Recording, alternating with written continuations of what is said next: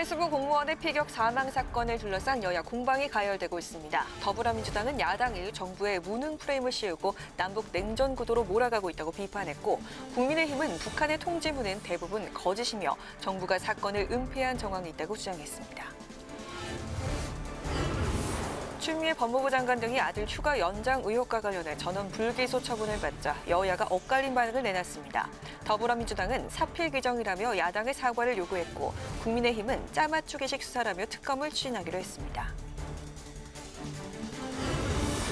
개천절 집회 허용 문제를 둘러싼 논란이 계속되고 있습니다. 정부의 원천 봉쇄 방침에 주최 측은 법원의 허용 여부와 관계없이 집회를 강행하겠다는 방침이어서 충돌 우려가 커지고 있습니다.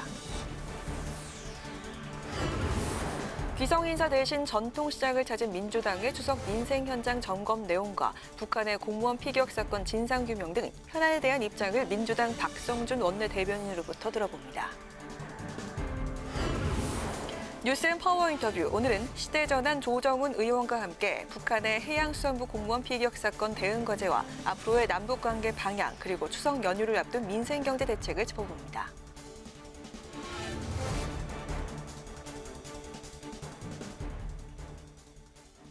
안녕하십니까. 9월 29일 의정종합뉴스 뉴스엔 시작하겠습니다. 연평도의 공무원 피격 사건과 관련해서 여야가 연일 공방을 이어가고 있습니다. 자진월북인지 또 시신을 소각했는지 여부를 놓고도 논란이 계속되고 있는데요. 더불어민주당은 야당이 과도한 정쟁으로 냉전 본색을 드러내고 있다고 지적했고, 국민의힘은 북한의 통지문은 앞뒤가 맞지 않아 믿을 수 없다면서 진상조사를 촉구했습니다. 장정은 기자가 보도합니다. 더불어민주당은 야당이 우리 국민의 안타까운 사망 사건을 이용해 상식에서 벗어난 정쟁을 벌이고 있다고 비판했습니다. 야당이 대통령에게 무차별적 비난을 쏟아내고 남북을 냉전 대결 구도로 몰아가려 한다는 겁니다. 국민의힘은 이 사건이 발생한 뒤 냉전 본색을 유감없이 드러내고 있습니다. 또 북한이 이례적으로 사과 의사를 표명한 것도 의미 있는 진전이라며, 당시 정부와 군이 제약된 상황에서 원칙에 따라 대응했음에도 정부를 몰아세우는 건 과도한 정치 공세라고 주장했습니다. 북한의 사과와 재발 방지 약속을 받아낸 정부에게 무능의 프레임을 씌우려는 것은 근거 없는 정치 공세일 뿐입니다. 하지만 국민의힘은 청와대 앞에서 의원들이 돌아가며 진상조사를 요구하는 1인 시위를 벌이는 등 파상 공세를 이어갔습니다. 북한 만행 진상조사 TF도 기자회견을 갖고 북한이 보내온 통지문 주장이 대부분 거짓이라고 비판했습니다. 시신일지라도 구명료를 입고 있어서 총을 맞아도 물에 가라앉지 않습니다. 결국은 사과문이라고 하는 전통문은 거짓으로 가득 찬 대한민국을 기만하는 전문입니다. 정부의 대처도 아니했다면서 군이 상황을 모두 공유했음에도 청와대는 공무원이 피살될 때까지 단 한마디 지시도 없었고 은폐한 정황까지 있다고 몰아세웠습니다. 해경, 해군, 합참, 청와대는 실종 단계부터 모든 상황을 공유했습니다. 살해된 이후부터 숨이 넘어갈 정도로 빈번한 대처기를 하며 이튿날까지 시간을 끄는 등 은폐한 정황이 여실히 보입니다. 북한군에게 피살된 공무원의 유족은 기자회견을 열고 정부 당국이 고인의 실종을 자진월북으로 몰아간다며 오늘 해경이 발표한 월북을 반박했습니다. 또 고인이 실종되고 사살되기까지 구조될 수 있는 골든타임이 2차례나 있었지만 우리 쪽에서는 어떠한 노력도 하지 않았다며 진실규명을 촉구했습니다. 국회방송 장정현입니다. 여야가 추미애 장관 아들의 휴가 연장 의혹과 관련해 검찰이 무혐의로 불기소 처분을 내린 데 대해 공방을 벌이고 있습니다. 더불어민주당은 사필 규정이라며 야당 사과를 촉구했고, 국민의힘은 검찰의 불기소 처분을 규탄한다며 특검을 추진하겠다고 밝혔습니다. 보도에 임채원 기자입니다. 검찰이 추미애 법무부 장관 아들 특혜 휴가 의혹과 관련해 추 장관과 전 국회 보좌관 등에 대해 무혐의 처분을 내린 이유는 크게 두 가지입니다. 추 장관 아들 서 씨가 사용한 휴가 모두 지역 대장의 승인이 이루어진 정상 휴가고, 추 장관의 보좌관이 군에 전화한 것은 맞지만 외압이 있었다고 보기 어렵다는 겁니다. 추미애 법무부 장관은 근거 없고 무분별한 정치 공세였다며 국민들께 심려를 끼쳐드려 거듭 송구하다는 입장을 내놨습니다. 더불어민주당은 검찰의 결정이 사필 규정이라며 야당은 검찰의 조사 결과를 받아들여야 한다고 밝혔습니다. 또 야당의 의혹 제기는 근거 없는 무분별한 정치 공세임이 드러났다며 앞으로 야당의 국정 발목 잡기에 대해 단호하게 대처하겠다고 강조했습니다. 야당이 추미애 장관 흔들기로 남긴 것은 고성과 가짜 뉴스뿐입니다. 야당은 근거 없는 무책임한 정치 공세에 대해 국민 앞에 사과해야 합니다. 국민의힘은 항고 절차와 함께 국회 차원의 특검을 추진하겠다는 입장입니다. 아직 모든 의혹이 해소되지 않았는데 검찰이 이를 외면하고 증거와 정황을 은폐하기에만 몰두했다고 주장하며 검찰의 불기소 결정을 규탄했습니다. 특히 8개월 동안 수사를 뭉갠 검찰이 추석 전에 추 장관에게 면죄부를 주기 위한 보여주기식 수사를 했다고 주장했습니다. 그다음에 이 결정에 대한 불복 절차가 서울고검에 대한 항고가 있기 때문에 항고를 하는 일방으로 국회에서 특검을 추진하는 방향으로 그렇게 의견을 모아가고 있습니다. 국민의힘은 추 장관의 해명과는 다르게 보좌관에게 연락을 지시하는 등의 사실이 검찰 수사에서 드러났다고 밝혀 의혹에 대한 논란은 계속될 것으로 전망됩니다. 국회방송 임천입니다. 네, 개천절의 차량 집회 허용 여부 논란이 계속되고 있습니다. 정부는 코로나19 감염 확산을 막기 위해서 원천 봉쇄하겠다는 그런 입장인데 주최 측은 집회 강행을 예고하고 있습니다. 정치권에서도 작은 위험이라도 막아야 한다는 그런 주장과 과잉 대응이라는 주장이 엇갈리고 있습니다. 김희영 기자의 보도입니다. 지난 광복절 집회를 열었던 단체들이 오는 개천절에도 집회를 열 계획입니다. 대면 집회는 코로나19 확산 우려가 있는 만큼 이번엔 차량을 이용한 드라이브스루 방식입니다. 그러나 정부의 입장은 단호합니다. 정세균 국무총리는 그제에 이어 오늘도 방역의 뚝을 허무는 재난이 될 수 있다며 불법 집회를 원천 차단하겠다고 밝혔습니다. 서울시는 개천절 불법 집회 개최 시 법적 조치를 취하겠다고 경고했고 경찰은 차량 집회라 하더라도 일반 교통 방해 등을 적용해 벌점을 부과할 방침입니다. 더불어민주당은 방역 노력을 조롱하는 극우단체의 개천절 집회는 철저히 차단돼야 한다며 정부 방침에 힘을 실었습니다. 반면 야당을 비롯해 일부 진보단체까지 정부가 과잉 대응을 한다고 비판했습니다. 국민의힘 주호영 원내대표는 언론 인터뷰에서 코로나 방역을 이유로 실정을 덮으려는 코로나 정치라고 주장했습니다. 교통법규 가지고 막고 면허를 취소하고 현행범을 체포하겠다고 이 소위 독재 국가에서도 하기 어려운 발상들을 내놓고 있는데요. 정의당은 코로나 확산 위험과 관련이 없는 비대면 시위마저 전면 금지하는 건 헌법상 과잉 금지 원칙에 위배될 소지가 있다고 주장했습니다. 진보단체인 참여연대도 경찰의 집회 원천 봉쇄 방침은 과도하다고 비판했습니다. 이런 가운데 차량 집회 허용 여부에 대한 법원 심문이 오늘 열렸습니다. 법원은 집회 주최 측이 낸 집행정지 신청을 기각하고 경찰의 집회금지 처분을 유지하기로 결정했습니다. 그럼에도 일부 단체는 집회 강행 의사를 밝히고 있어 충돌 가능성이 우려되고 있습니다. 국회방송 김희연입니다. 여야가 코로나19 확산 방지를 위해 추석 명절을 앞두고 해온 귀성 인사를 하지 않는 대신 전통시장과 수혜 지역을 찾으면서 민심을 살폈습니다. 또 명절에 가족들이 모여서 하는 이야기들이 민심의 바로미터가 되는데요. 북한군에 의한 공무원 피격 사건이 최대 화두가 될 것으로 보입니다. 김동길 기자의 보도입니다. 더불어민주당 이낙연 대표는 추석을 앞두고 환경미화원을 격려하고 전통시장을 찾아 어려움을 겪고 있는 상인들을 위로했습니다. 이 대표는 코로나19로 인해 대면 소비가 위축되면서 전통시장도 타격이 크다며 코로나19 극복과 경제 회복을 위해 노력하겠다고 말했습니다. 빨리 회복해야 할 텐데 우선은 코로나가 빨리 극복돼야 되고요. 그다음에 국내 경기가 되살아나야 될 겁니다. 둘 다 만만치는 않습니다. 국민의힘 김종인 비상대책위원장은 어제 지난 여름 수해 때 방문한 전남 구례 지역을 다시 찾아 수해 복구 현황을 점검하고 추석 민심을 살폈습니다. 수해 복구를 위한 적극적인 지원도 약속했습니다. 저희 국민의힘이 이 수해 복구 사업에 있어서 보다 더 적극적인 입장을 가지고서 보다 적극적인 지원이 되도록 최선의 노력을 갖다가 경주로 하겠습니다. 이번 추석 연휴 민심을 가늠할 최대 현안은 단연 해수부 공무원 피격 사망 사건입니다. 민주당은 국민의힘이 이번 사건을 정쟁의 도구로 삼고 장외투쟁에 나섰다며 강하게 비판했습니다. 반면 국민의힘은 지역별로 이번 사건에서 드러난 정부 대응의 문제점을 적극 알리고 연휴 기간에도 청와대 앞 1인 시위를 이어갈 계획입니다. 이 밖에 검찰의 추미애 법무부 장관 아들 사건에 대한 무혐의 처분도 도마 위에 오를 것으로 보입니다. 또 코로나19 대응과 경기 침체, 박덕흠, 윤미향 의원 사건 등도 추석 밥상머리의 쟁점이 될 것으로 전망됩니다. 국회 방송 김동길입니다.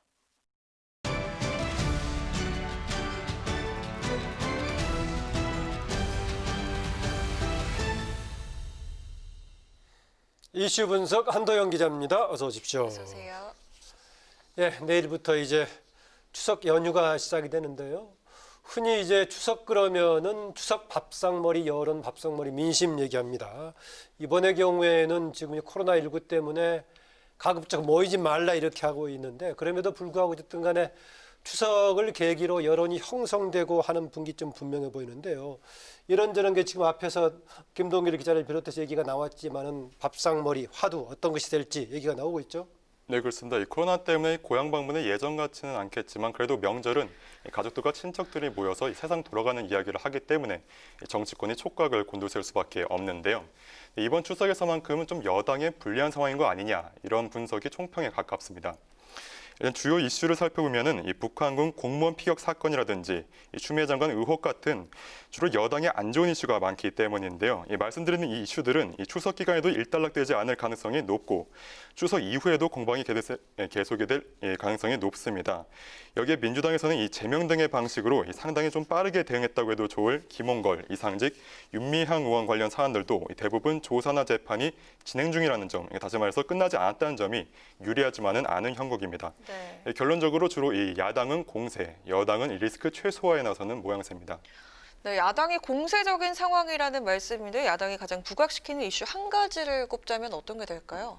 네, 이전까지는 이 추미애 장관 의혹이라고 볼 수 있겠는데요. 최근 들어서 새로운 이슈가 좀 불거졌죠. 바로 북한군 이 공무원 피격 사건입니다. 네. 어제 이 국회 대북규탄 결의안 채택을 위한 여야 합의가 결렬됐는데요. 일부에서는 이 추석 밥상머리 화두로 자리매김하기 위한 이 국민의 측의 이 힘겨루기, 달리 표현하면은 이 전략적 결렬이라는 분석이 나옵니다. 결의안을 채택하자는 기존 입장에서 기존 긴급 현안 질문을 하자고 추가 요구하면서 일부러 어깃장을 놨다는 이야기인데요. 이를 통해서 북한군 공무원 피격 이슈를 최대한 키우고 또 끌고 가겠다는 이슈 아니겠냐는 겁니다. 국민의힘 요구대로 이 추석 연휴 직후인 다음 달 6일 국무총리와 이 국무위원을 대상으로 긴급 현안 질문을 진행하면은 야당은 추석 연휴는 물론이고 또 나아가서 국정감사 기간 중에도 이 이슈를 재점화시킬 수 있게 됩니다. 민주당 관계자는 이 야당이 일방적으로 협상을 결렬시켰다. 협상하면서 이런 적은 처음이라고 밝혔습니다. 그러니까 여당 측에서는 여러 경우를 따져보고 지금 야당이 결의안 이 결렬 시나리오가 정치적으로 더 유리했다고 판단한 거 아니겠냐. 숨은 정치적 의도가 있는 거 아니겠냐 이런 지적인데요.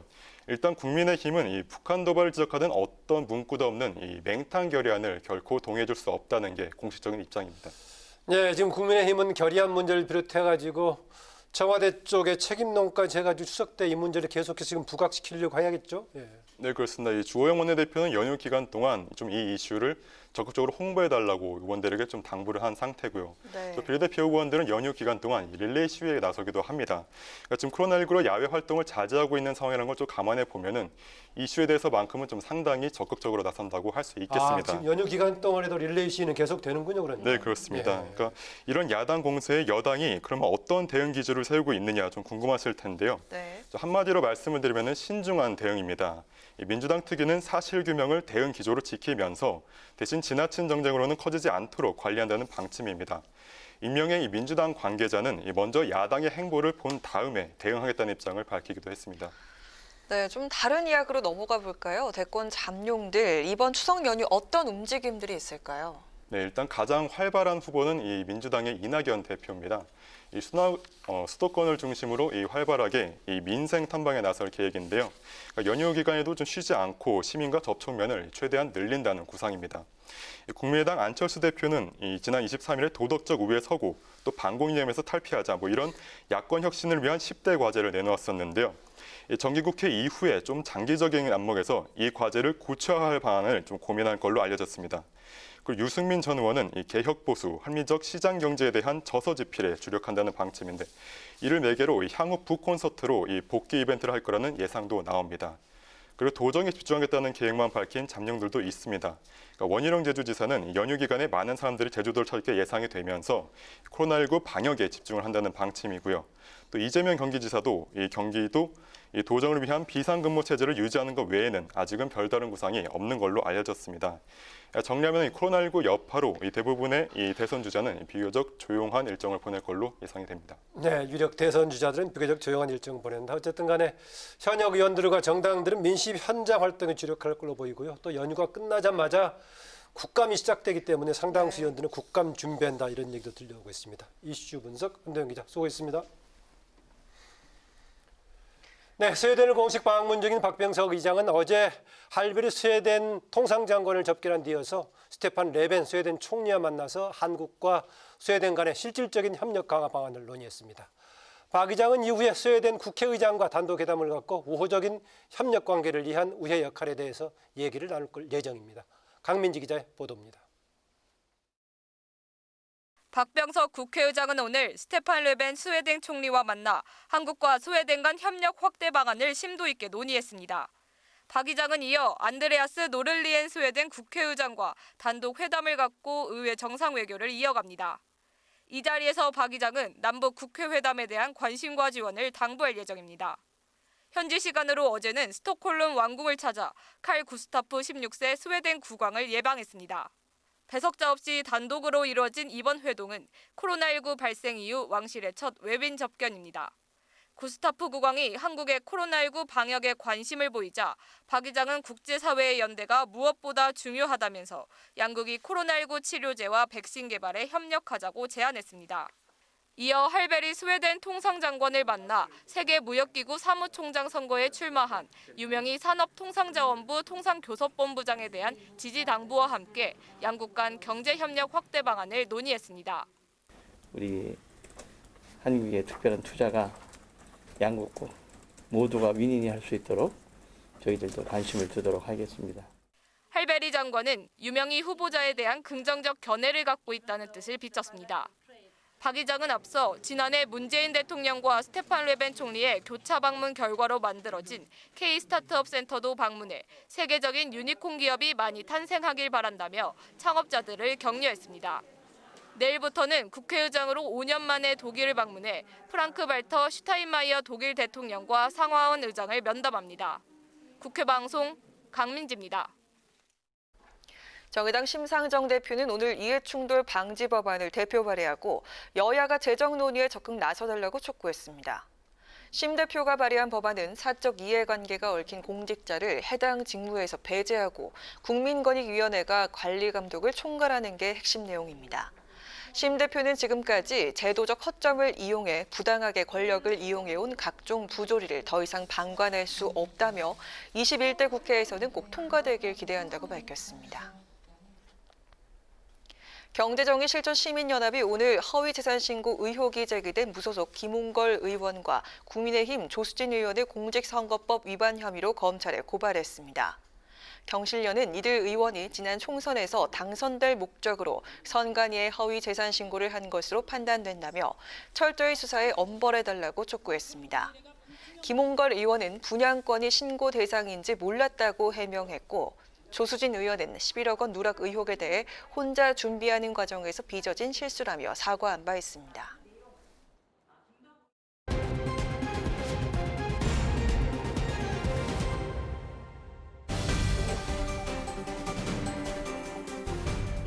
사람들의 시선을 끈 오늘의 정치 뉴스 강아랑의 정치톡 시간입니다.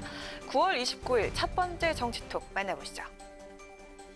내일부터 시작되는 추석 연휴, 이맘때쯤이면 거리 곳곳에 명절 인사를 전하는 정치인들의 현수막이 걸리곤 하는데요. 최근 대전에서 달림은 영창으로라는 문구가 포함된 추석 현수막이 논란이 되고 있습니다. 이 표현이 문 대통령을 모독한 거라며 여당과 대통령 지지자들이 공세에 나서자 국민의힘 주호영 원내대표는 오늘 이렇게 언급했다고 합니다. 독일의 교과서에 나오는 자장가 중에 이 달림은 영창으로라는 구절이 있습니다. 네, 저도 기억납니다. 더구나 이 달림은 하고 영창으로 다음에 이 음표를 붙여 놓았습니다. 네. 그래서 선의로 해석하면 보름달을 맞아서 달빛이 이 창문으로 들어오는 이런 상황을 이야기한 것으로 볼 수 있고요. 본래적인 의미로 새겨주면 좋겠습니다. 오늘 아침 한 라디오 방송에 출연한 주 원내대표는 달림은 영창으로라는 문구가 독일의 자장가 중의 일부라며 음표까지 있는 만큼 본래 의미로 해석해야 한다고 밝혔습니다. 이 표현이 국가 원수 모독이라는 건 확대 해석이란 주장인데요. 이번 논란은 사흘 전 국민의힘 대전 유성구을 당협위원장인 김소연 변호사가 지역구의 현수막을 게시하면서 시작됐습니다. 문제가 된 달림은 영창으로라는 문구는 모차르트의 자장가의 가사 중 일부로 여기서의 영창은 창문을 뜻하는 표현입니다. 하지만 문 대통령의 애칭이기도 한 달림과 군부대 감옥을 의미하기도 하는 영창이 함께 쓰이면서 문 대통령을 감옥으로라고 해석할 여지가 있다며 여당 지지층이 발끈하고 나섰습니다. 논란이 커지자 김 당협위원장은 페이스북에 상상력들도 풍부하셔라라며 사과의 마음이 없다고 밝혔고요. 이에 민주당 박진영 상근 부대변인은 어제 논평을 통해 잔망스러운 비유와 조롱이 스스로의 품격을 떨어뜨리고 있다며 금도를 지킬 것을 촉구했습니다. 추석 인사를 전하는 현수막까지도 정치 공방의 장이 되고 있는 현실이 좀 씁쓸합니다. 코로나 때문에 가족과의 만남도 쉽지 않은 상황에서 마음만큼이라도 좀 넉넉한 한가위가 될 수 있도록 정치권 모두의 자제가 필요하지 않을까요? 이어서 오늘의 두 번째 정치톡입니다. 어제였죠. 국회 외통위에서 한반도 종전선언 촉구 결의안이 논란 끝에 안건 조정위에 회부됐습니다. 문 대통령이 지난 23일 유엔 총회 기조연설에서 종전선언 문제를 다시 언급한 이후 여야가 팽팽한 입장차를 보이고 있습니다. 국민들은 종전선언 추진에 대해 어떤 의견을 갖고 있는지 여론조사 결과가 나왔습니다. 우리 정부가 종전선언을 지속해서 추진할 것인지에 대한 동의 여부를 묻는 여론조사에 찬반이 팽팽하다는 결과가 나왔습니다.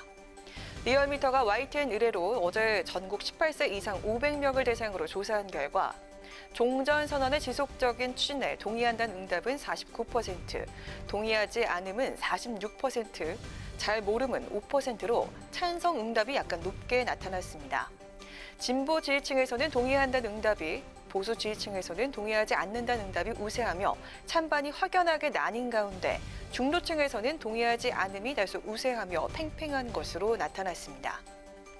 종전선언 문제는 문재인 대통령이 지난주 제75차 유엔 총회 기조연설에서 언급하고 또 지난 6월 15일 6.15 공동선언 20주년을 맞아 여야 국회의원 173명이 발의했던 한반도 종전선언 촉구 결의안이 최근 외통위에 자동 상정되면서 정치권 하두로 떠올랐습니다.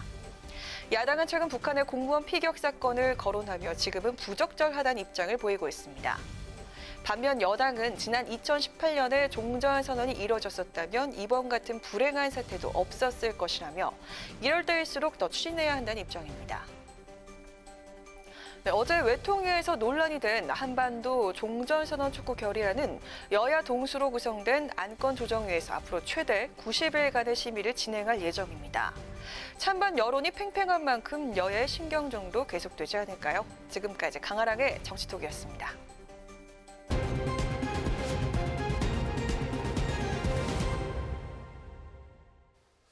네, 추석 연휴가 사실상 지금 오후부터 시작되는 분위기입니다. 코로나19 확산 우려에 따라서 정치권의 추석 민심 잡기 행보도 달라졌다는 소식 앞서 전해드렸는데요. 민주당의 원내대변인 박성준 의원 전화로 연결해서 관련 얘기 또 현안에 대한 입장들 들어보도록 하겠습니다. 안녕하세요. 네, 안녕하세요. 반갑습니다. 네, 예년 같으면 여야 정당들 정치인들 지금 기차역 터미널 나가서 기성 인사하기 바쁠 텐데요. 올해는 대부분 생략을 하고 있는데요. 보니까 민주당 이낙연 대표를 비롯한 지도부가 오늘 남대문 시장 방문해서 상인들을 만났다고 들었는데요.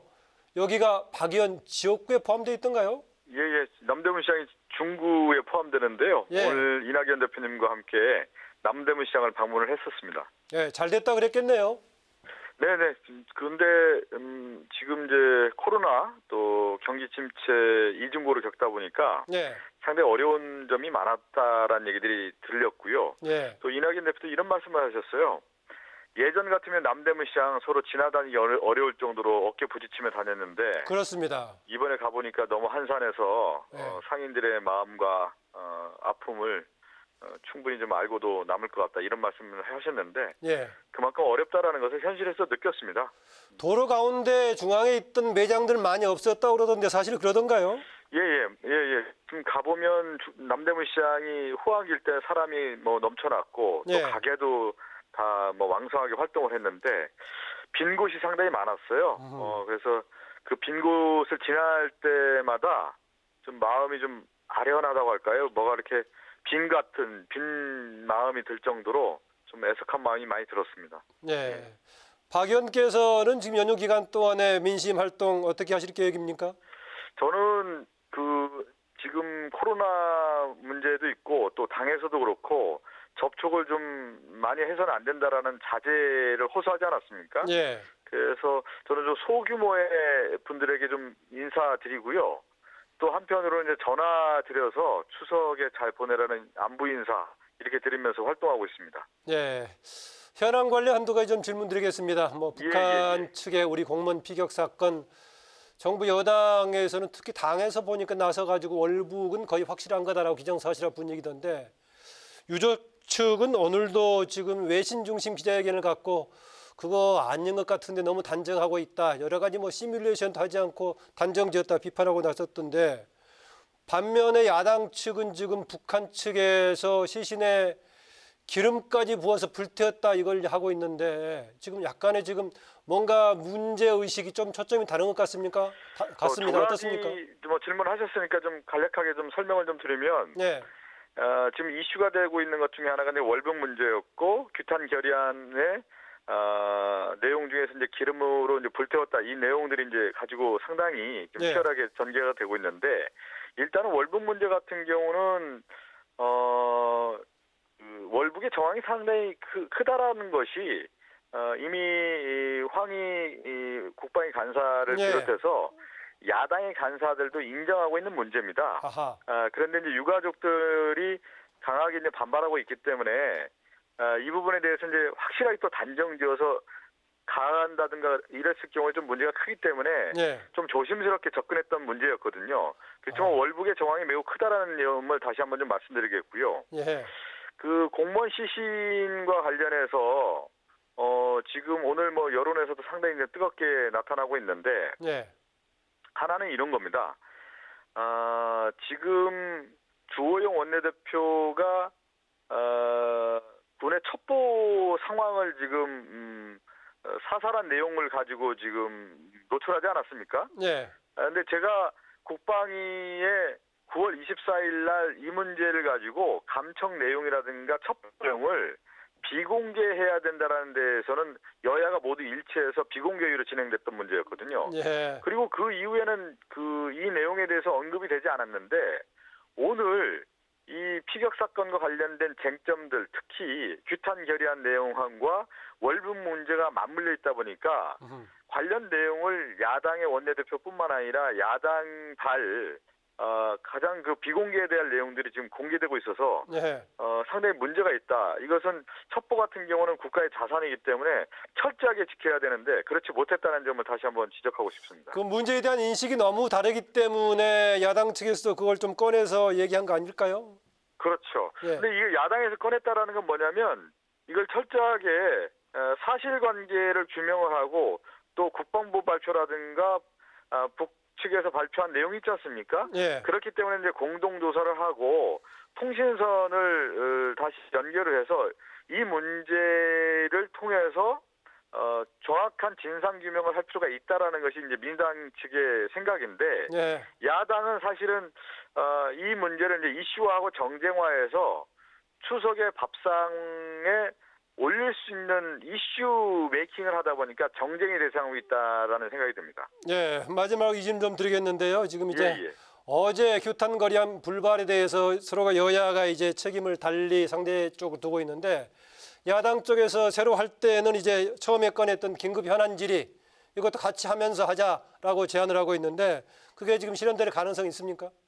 그러니까 처음에는 규탄 결의안에 대해서는 이게 좀 시간적으로 좀 따라갈 필요가 있을 것 같은데요. 예. 여야가 이제 같은 견해를 갖고 있었고 그렇기 때문에 국방위원회에서 규탄 결의안이 채택이 됐던 겁니다. 예. 그러다가 북한에서 사과 발언이 있고 좀 분위기가 좀 바뀌는 면이 있어서 그렇지만 규탄 결의안에 대해서는 같이 가야 된다라고 생각을 가졌고 예. 야당에서는 규탄 결의안은 함께하지만 현안 질의도 함께해야 된다 이렇게 했던 거였죠. 예. 그렇지만 우리 민주당 입장에서는 현안 질의라는 것은 큰 의미가 없다. 왜 그러냐면 국방위원회라든가 정보위원회에서 충분히 이 문제가 질의가 되고 논의가 됐던 문제였습니다. 예, 상임위 중심으로 가동이 됐고 그걸 통해서 다 그런 얘기인가요? 상임위원회 충분히 얘기가 됐던 문제인데 예. 이게 다시 대정부의 현안 질의에 오다 보면 지금처럼 정쟁의 대상이 될 수 있는 사안을 팩트, 사실 중심에 보는 것이 아니라 오히려 상상의 나래를 펴면서 질문을 하기 때문에 예. 큰 문제가 될 수 있기 때문에 현안 질의에 대해서는 민주당에서 반대를 했던 거였습니다. 네, 오늘 말씀 잘 들었습니다. 추석 명절 잘 보내시고요. 고맙습니다. 예, 잘 보내시고 다음에 또 뵙겠습니다. 네, 지금까지 더불어민주당의 박성준 원내대변인이었습니다.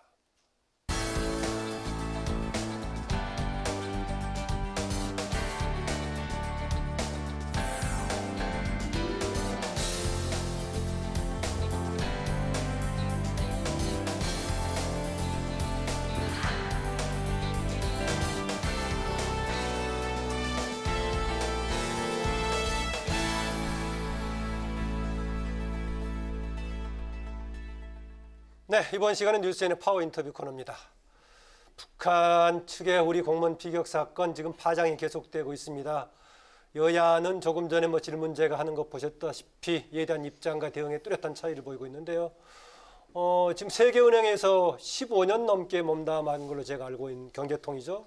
또 그냥 이거는 경제통일뿐만이 아니라 국제관계에 대한 인식도 많이 이제 터득한 분이고 이후에 이제 아주대학교 통일연구소에서 일도 있는데요. 시대전환에 조정훈 의원과 함께 남북 현안과 경제 관련 얘기 나눠보겠습니다. 어서 오십시오. 어서 오세요. 네, 반갑습니다. 예, 보통 때 같으면 이제 경제 관련 얘기를 많이 좀 질문 드려야겠는데 먼저 현안이 돼 있는 추석 연휴가 지금 시작이 되고 있는 안보 상황 때문에 공방이 계속 오갈 거고 아마 국민들도 거기에 가는 질의가 계속 오갈 건데요. 지난번에 이 문제가 터졌을 때 조 의원께서 지금 이제 이 문제를 유엔에 해부할 문제고 국제 지금 이 사법재판소에다 권고적 의견을 물어보자라고까지 얘기했습니다. 보니까 어제 오늘 그 유족 측 그 형도 국제해사기구에 조금 뭔가 조사를 맡겨보자 이런 얘기까지 하던데 어떤 배경 속에서 그런 거 나온 겁니까? 예, 제가 세계은행에서 근무하면서 예. 이스라엘과 팔레스타인의 분쟁을 조정한 적이 있습니다. 예. 예루살렘에 직접 주재하면서 그 가운데 이제 각자의 국민들이 희생되었을 때 어떤 조치를 취하고 어떻게 이 문제를 풀어가는지를 직접 경험했는데요. 예. 지금 남과 북의 주장이 서로 좀 다르지 않습니까? 많은 국민들이 뉴스를 아무리 읽어봐도 이 얘기가 깨끗하지가 않다. 그래서 지금 계속 얘기가 지금 이어지고 있는 거지 않습니까? 아무리 정부의 주장이 특정 방향으로 가더라도 북한이 이거를 객관적으로 증명해주지 않으면 또 정쟁에 휘말릴 수 있는 거고요. 예. 그래서 이제 더 이상 이제 일방적 주장과 정쟁으로 함몰시킬 것이 아니라 이제 남북 간의 문제는 이제 국제적인 접근과 기준이 필요하다.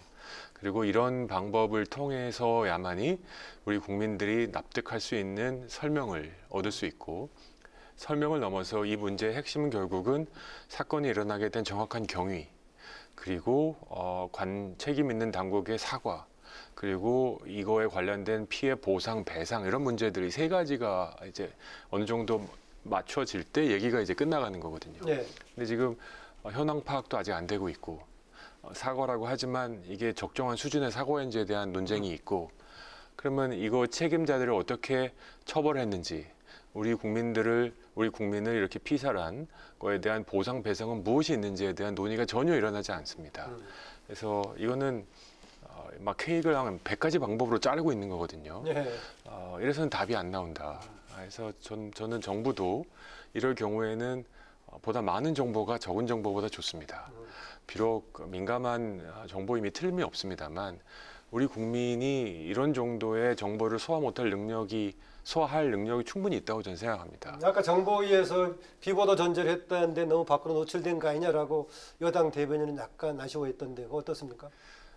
우리 이 정도 살다 보면 하늘 아래 거짓말, 난 비밀이 없다는 거 알거든요. 언젠간 지금 밝혀질 내용 아니겠습니까? 저는 당당하게 가능한 한 많은 정보를 공개해야 된다고 생각합니다. 또 야당도 원하는 게 뭔지 정확히 밝혀야 됩니다. 지금 우리 정부로부터 원하는 게 뭔가, 정보 공개까지는 이해. 그러면 어떤 수준의 남북관계의 변화를 요구하는가? 정말 극단의 조치를 원하는가, 아니면 남북관계를 냉국화시키를 원하는가? 이 요구하는 거를 얘기해놓고 협상에 들어가야지. 지금 계속 그 기름 붓고 발화만 시키고 있는데 책임 있는 정치는 관리를 해야 됩니다. 발화하는 것이 정치의 목적이 아니고 불이 난 거를 끄는 게 정치의 목적 아니겠습니까? 그래서 저는 양쪽 모두 매우 아쉬움이 많이 남고 이걸 풀기 위해서도 객관적인 국제적 기준과 규범에 우리 한번 의지해보자. 이번 기회를 통해서 민족주의적 남북관계론이 아니라 국제주의적 남북관계론을 한번 전환하는 계기를 삼아보자 하는 주장입니다. 정부는 이번에 이게 이 사건에 대한 이제 후속 조처로서 지금 남북 공동조사 북쪽은 호응을 별로 하지 않고 있는데 여기하고 통신성 재가동 얘기를 하고 있습니다. 그런데 아까 조 의원이 제안했던 그런 안에 대해서 어떻습니까? 지금 정부 쪽이라든가 정치권 내부에서 어느 정도 호응이 있습니까? 어떻습니까? 예, 몇몇 의원님들께서 당신의 SNS를 통해서 이제 유엔에 제기하든지 국제사법재판소에 권고적 의견을 물어보자라는 거죠. 이제 국제사법재판소의 경우는 양측이 동의를 해야 이제 갈 수 있습니다. 예. 지난해 이제 소부장 관련해서 남북이 동의가 안 돼서 독도 문제는 또 일본이 우리를 자꾸 가려고 하고 있고. 근데 무슨 옵션이 있냐면 권고 의견이라는 게 있습니다. 그러니까 유엔에 우리가 요청을 해서 유엔이 이제 이런 사건이 만약에 일어났으면 국제사법재판소는 어떻게 판결을 내리겠냐. 너의 권고 의견을 듣고 싶다라는 거죠. 그러면 당사자가 호응하지 않더라도 유엔은 요청을 할 수 있는 권한이 있습니다. 유엔 회원국인 우리로서 충분히 주장할 수 있는 제안이라고 생각합니다. 예.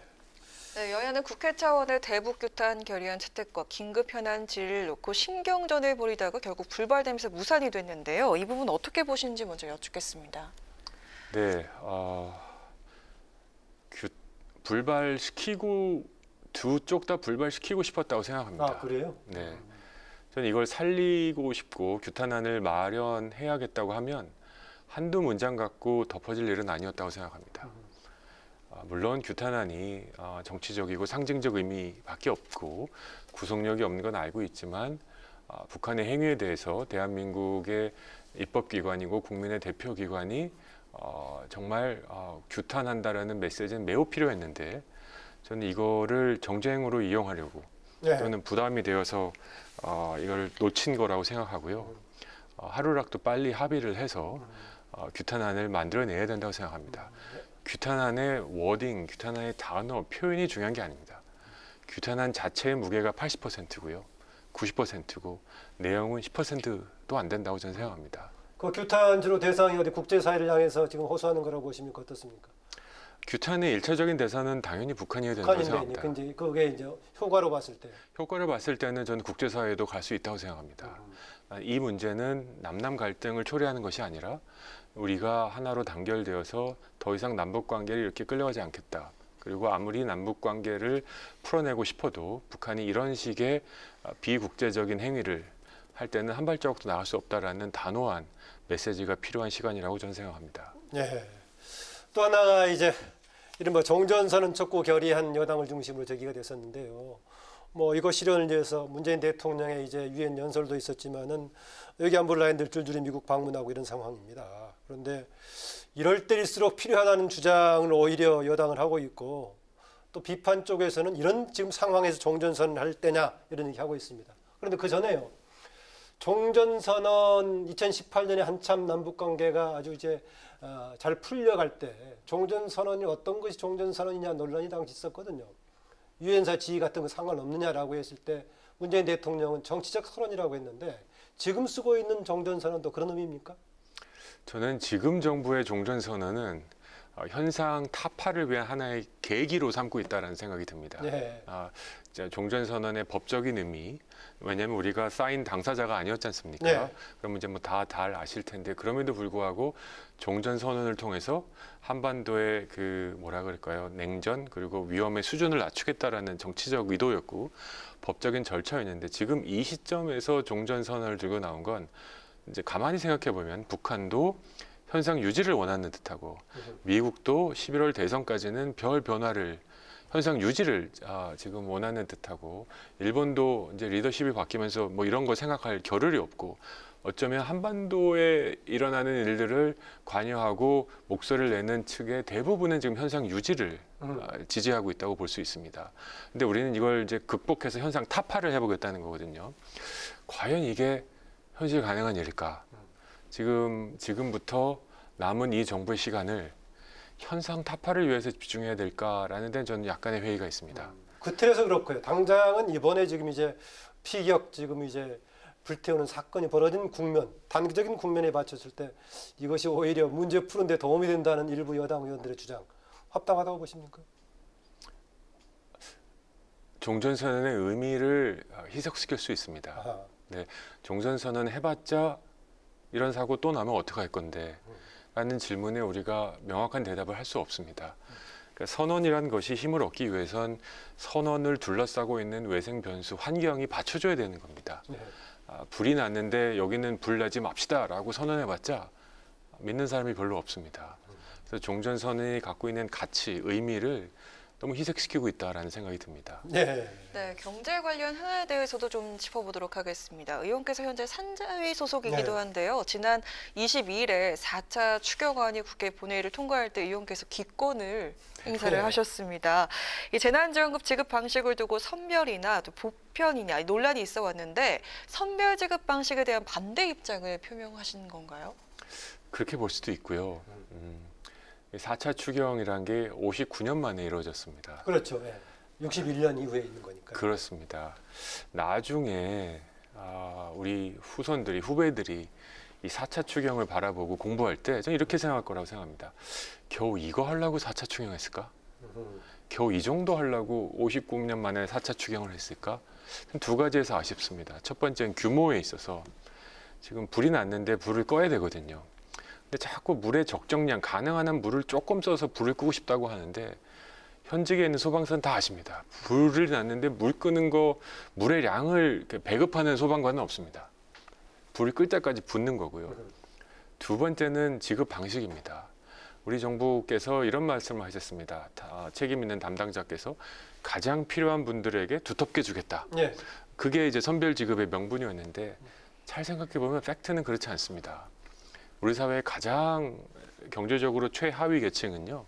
65세 이상 노인분들이십니다. 이분들에게는 이번에 거의 아무것도 안 갔습니다. 통신비 2만 원 지급한 거 빼고. 네. 과연 이번 4차가 가장 필요한 분들에게 두툼하게 간 것인가. 저는 이건 굉장히 큰 회의가 들고요. 대상 선별이 확실하게 과학적이지 못했다 그 얘기군요, 지금. 네. 선별할 수 없는 일을 선별하려고 하다 보니까 저는 이런 사고가 생겼다고 생각합니다. 예. 그런 관점에서 보자면 근원적인 문제를 해결해야 된다. 그런 관점에서 나온 건가요? 기본소득 논의를 본격적으로 했습니다. 처음에 재난지원금 나왔을 때 그것을 이제 상당수의 정치인들이 긴급 재난지원금 차원이 아니라 기본소득이라는 용어를 썼다가 다시 재난지원금으로 바꿨는데 2022년부터 제안했던 거예요. 30만 원씩 상당 지원하자라고. 그렇습니다. 네. 네. 어떤 취지인가요? 저는 대부분 문제 제기할 때 네. 실현 가능하겠느냐 뭐 이런 얘기를 많이 하기도 하는데. 많은 분들이 또는 언론에서 저희가 발의하겠다는 것부터 뉴스를 쓰셨습니다. 근데 대부분 어려울 거다. 발의도 어려울 거다. 근데 제가 이제 본회의 인사이드 스토리를 말씀드리면 제가 굉장히 발품을 팔았습니다. 네. 대정부 질문할 때 저 대정부 질문 끝나고 나머지는 이제 복도 회의장에 나와서 의원님들 한 분 한 분 만나서 설득했거든요. 14분의 의원님이 찬성해 주셨는데요. 대부분의 의원님 찬성하기 좀 어려운 분들도 이런 말씀을 하셨습니다. 결국은 이 방향으로 갈 거다. 결국은 기본소득이 우리 사회의 경제정책과 복지정책의 전환에 가장 중요한 밑받침이 될 거다. 다만 지금은 여러 가지 이유로 조금 성급한 느낌도 든다. 이런 논의를 한번 구체적으로 해보는 거 의미가 있다. 저는 코로나, 아무도 예측하지 못했던 코로나, 그리고 1차 재난 기본소득, 저는 계속 이렇게 부르고 있습니다만 국민들이 마음에 그리고 경험을 하신 겁니다. 좀 이거 어떤 표현인지 모르지만 첫 경험만큼 강렬했습니다. 역사상 처음으로 우리 국민이 자신의 비참함을 국가에 드러내지 않았는데 국가가 모든 국민에게 적지 않은 돈을 주었습니다. 그리고 그 효과는 뭐 진영을 떠나서 다 인정하고 있습니다. 그리고 지금 뭐 통계청, 한국은행 모두 다 인정하고 있는 거거든요. 자, 이런 벽에 금간 상황에서 과연 우리가 기본소득 논의를 제낄 수 있을까? 저는 기본소득 논의를 통해서 복지가 과연 구제인가? 아니면 행복권을 누리기 위한 국민의 권리인가? 경제정책은 이제 계속 대기업을 키우는 공급정책으로 가야 되는가? 아니면 국민들의 내수를 키우는 수요 자극 정책으로 가야 되는가? 이제 굉장히 전환의 시점이 지금 오고 있다고 생각하고 기본소득 이 두 가지의 질문을 꼬리에 꼬리를 물고 일으키고 있다고 저는 생각합니다. 전환의 시기를 맞고 있다고 하니까 조 의원 정당 시대 전환이 그렇습니다. 쉽게 떠오르네요. 많은 의원님들께서 야 시대는 전환되고 있다라고 말하고 싶은데 당신 당 때문에 시대 전환이라는 단어를 못 쓰잖아 뭐 이러십니다. 여기서 말씀 마음대로 쓰십시오. 4차 추경에 대한 생각까지 들어봤는데요. 이 코로나19 사태가 완화되지 않는다면은 사상 처음으로 5차 추경 편성도 배제할 수 없다는 전망까지 나오고 있는데 현재 민생 경제 상황 어떻게 보시고 또 어떤 대응이 필요하다고 보시는지요? 저는 이제 고통의 시작이라고 생각합니다. 저는 제가 관찰하고 있는 여러 가지 지표 중에 소상공인들의 자살하시는 분들의 통계를 지금 계속 모으고 있습니다. 이게 만만치 않은 상태이거든요. 또 엊그제도 명동에 가서 상점들의 상황을 봤습니다. 명동, 홍대, 가로수길 주요 상권의 공실률이 굉장히 늘어나고 있습니다. 예. 당분간 이 경제는 좋아지지 않는다. 근데 이제 5차 추경 말씀을 하셨지 않습니까? 필요하면 해야 되는데 5차 추경쯤 되면 이제 10월, 11월 그렇죠. 집행할 수 있는 시간이 없습니다. 그럼 결국은 새 예산 집행 시기가 돼버리니까. 그러죠. 이거 다시 그냥 돈 주자는 것밖에 없습니다. 이거밖에 없는데 이럴 바에는 4차 추경을 좀 더 두텁고 넓게 해서 한 번에 끝냈으면 좋지 않았을까.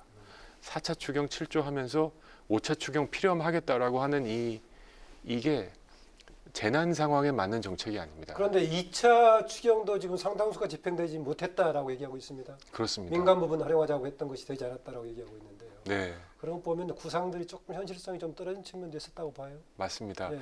예산을 올려줬는데요. 부처는 좋아하지 않습니다. 돈 쓰기가 힘들거든요. 그리고 올해 말에 내년에 감사원 보고서에 보면 집행에 대한 부실이 저는 상당히 늘어날 거라고 생각합니다. 그래서 지금 이 상황에서는 이게 재난 경제 정책이 필요할 때입니다. 일반 경제 정책이 아니고요. 일반 경제 정책은 정책에 정교해야 됩니다. 근데 하지만 재난 정책은 신속하고 과감해야 되는 겁니다. 예. 그래서 지금 뭐 정교성을 따질 문제가 아니고 정말 다시 말씀드리지만 불이 났으면 불이 끈 거를 확인할 때까지 계속 물을 부어야 되는 것이고 이게 추경이면 추경으로 다른 정책이면 정책으로 계속 신속하고 과감하게 더 이상 불이 안 났음을 모두가 눈으로 확인할 수 있을 때까지 해줘야지 아니면 남은 불씨가 집안을 다시 태우지 않습니까? 네. 지금 그 위험이 점점 커지고 있다고 저는 생각합니다. 네. 우리 조 의원께서 시민정치학교 그러니까 독일의 프리드리히 나후만 재단하고 공동으로 이제 정당 흔히 말하는 보수와 진보를 아우르는 사람들이 참여하는 이런 시민학교 만들겠다라고 하셨는데 그동안에 이제 국제개발연대 활동되어 오시고 또 나머지 기관은 국내에서도 여시제 활동하시면서 상당히 자산이 됐을 것 같은데 어떤 식의 지금 운영 목표 하고 있습니까? 저는 이제 정치 개혁을 저는 정치인으로서 꿈꾸고 준비하고 있습니다. 그 중에 한 가지 굉장히 부러운 부분이 이제 독일의 정치 모델인데요. 네. 독일의 정치 모델의 핵심은 이제 정치 교육입니다. 정당 가입도 나이가 어리면서 매우 어린 시절부터 정치 교육을 잘 받은 시민들이 파시즘에 사명이 있었기 때문에 더구나 그랬죠. 그렇습니다. 네. 저는 좀 거칠게 얘기하면 이제 이념은 끝났다라고 생각합니다. 이제 오른쪽 왼쪽 진보의 보수의 문제가 아니고 세상을 보는 아주 다양한 방법이 존재한다. 그래서 저희가 만든 시민정치학교 다참여 정치학교는 프리드 나우만 재단 독일의 정당에 소속돼 있는 재단이지 않습니까? 그 독일식 정치 교육 모델을 한국에 한번 적용해 보자. 예. 그래서 이 취지에 동의해 주신 민주당 의원님, 국민의힘 의원님, 네, 뭐 김웅 의원님도 네, 정의당의 장혜영 의원님, 그리고 전직 전 의원 최이배 의원님을 비롯한 많은 의원들이 거기에 동의해서 같은 주제를 놓고 다양한 관점의 얘기를 들어보고 참여자들이 토론해서 결정하는 정치의 본질이죠. 예. 네, 그걸 한번 실험해보고 싶다는데 생각보다 많은 분들이 지원해주고 계십니다. 네. 네. 이번에 의원께서 당선인 신분으로 한 달 정도 대리운전을 직접 그러셨어요? 하시면서 네, 플랫폼 노동자들의 고충 체험에 나섰던 모습도 그리고 국회 입성 후에 첫 기자회견으로 보좌관 소개를 진행했던 모습이 기억에 남습니다. 연휴가 끝나면은 이제 21대 첫 국정감사가 진행이 되는데요. 어떤 부분에 주안점을 두고 국정감사 그리고 정기국회 임할 계획이신지 한 말씀 듣도록 하겠습니다. 의원 보좌관들 제가 좀 아는 사람도 있고 그렇습니다만. 그렇죠. 다들 고생하고 계십니다. 저는 이렇게 생각합니다. 국정감사란 건 누구를 혼내고 누구를 부끄럽게 만드는 기회가 아닙니다. 국민의 입장에서 내가 살면서 불편했던 부분들을 정부 고위 관계자와 관련자들을 불러놓고 왜 여기는 이렇게 불편합니까? 이걸 이렇게밖에 안 될까요? 라는 질문인데요. 그래서 저는 저희 방에서 계속 강조하는 것이 우리 몇 명 보좌관, 보좌진의 머리를 짜내서 답이 나오지 않는다. 우리 모두 현장으로 가자. 그래서 저희 보좌진 전원은 지금 다 현장에 다니느라고 굉장히 바쁩니다. 시장도 다니고요. 소상공인이 있기 때문에 에너지 문제, 에너지 현장도 다니고 현장을 다니면서 현장의 목소리를 담아봅시다. 우리는 질문을 하는 대리인이지 우리 머리에서 짜내서 이런 거 몰랐지 이런 일 이제 발생하지 않는다. 그래서 저는 앞으로 대정부 질문을 현장 중심의 국민의 목소리를 담는 질문, 사람을 불러다 놓고 부끄럽게 만드는 정치가 아니라 이 토론을 통해서 답을 찾는 대정부 질문 한번 해보고 싶습니다. 네, 오늘 조 의원님 최근에 우리 공무원의 피해자 사건을 중심으로 한 현안들 또 경제 상황과 국민의 어려운 이야기 또 마지막에 이제 앞으로 의정 활동 계획까지 너무 좋은 얘기 잘 들었습니다. 고맙습니다. 고맙습니다. 감사합니다. 네, 뉴스N의 파워 인터뷰 지금까지 시대전환 조정은 의원과 함께했습니다. 네, 연휴가 시작되는 내일 아침에는 구름이 낮아지면서 새벽에 안개가 짙게 끼는 곳이 많겠고요. 이른 아침에 이동하시는 분들은 안전운전하시기 바라겠습니다. 오후부터는 서울 등 중부지방에 비가 내리겠습니다. 추석 당일에는 대부분 지역에서 구름 사이로 보름달을 보실 수 있겠습니다. 네, 오늘 뉴스는 여기까지입니다. 이번 추석 연휴가 5일이니까 비교적 좀 긴 연휴입니다. 편안하고 넉넉한 한가위 보내시기 바랍니다. 한가위 보내시고 나서 뵙겠습니다. 시청자 여러분 고맙습니다.